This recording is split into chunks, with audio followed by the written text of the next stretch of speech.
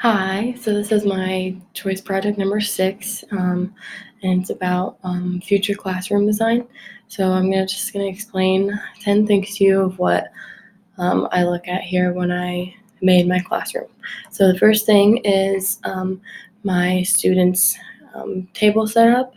I have them sort of in the middle of the room and also in proximity of my desk so that I will be able to see my students and at all times, and that I will be able to, if I need to reach them, I can.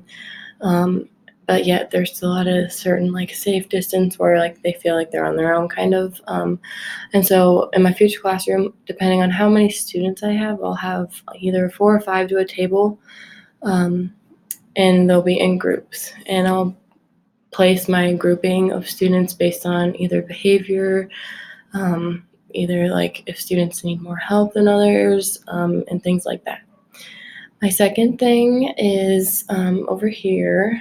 I have my little center of group work. Like if I need to teach something and have the students come over and sit on this rug, they'll be able to. I can have group readings where I'll sit here in a rocking chair and read some books, and students will be sitting here.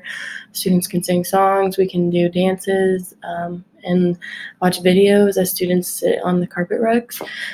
This is a good way for group work and also to incorporate and just get students out of their seat and moving.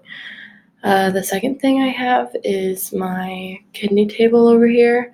This is to work with groups, smaller number of groups with either reading.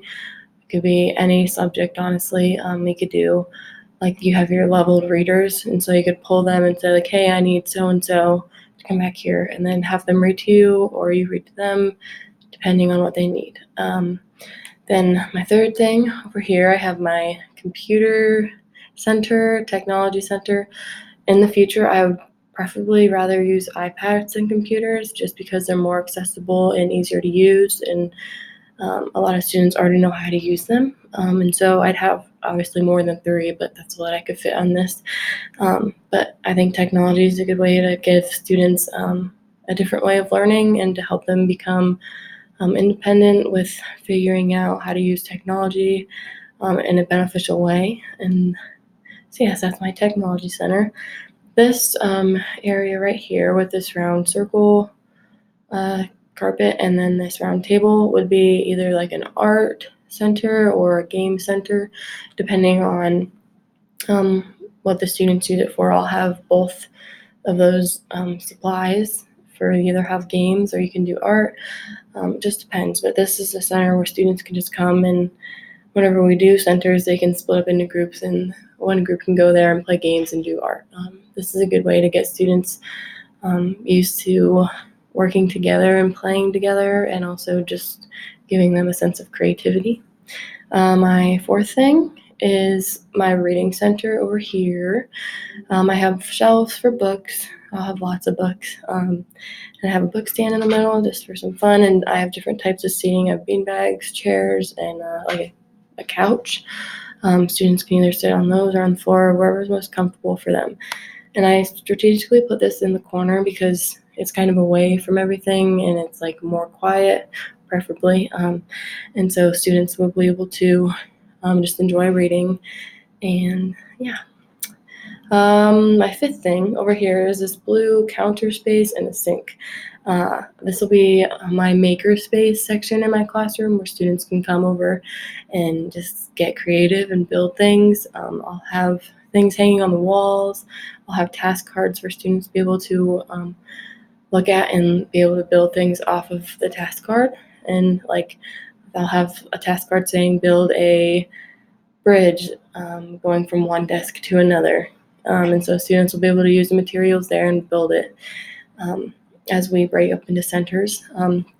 This is a great way to get students thinking outside of the box and using materials, everyday materials, to just be creative and build things. So I have my door right here. This would be my sixth thing. It's I have it so it's easy to access and there's nothing in the way of it in case of a fire emergency or things like that. Over here I have 1, 2, 3, 4 shelves, depending on how many students I have. This will be like storage area for students when they come in through the door. They'll just be able to turn right away, and this will be their place to put their book bags, coats, binders, folders, whatever they need to in these shelves. And these shelves will be labeled and they'll have their names and their pictures so students know this is my space, this is where I put my things. Right here I have my teacher desk. Like I said, it's in proximity of the students and different things like that. And so I have behind here shelves, which would be my storage area. Depending on room, I'll probably have more storage throughout the room, but this is a good start for everything. Um, so yes, this is my classroom. Um, and like I said, I would have, going back to the student tables, forgot to explain this, but I'll have 4 to 5 students, so I'll have 1, 2, 3, and 4 students sitting, and I'd have a student sitting at the end of the table on this side because so they can see the projector if I have anything on the screen. Because if students are sitting with their back towards the projector, they won't be able to focus as well and or be able to see things. So strategically setting up where my students will be sitting is a good thing to do.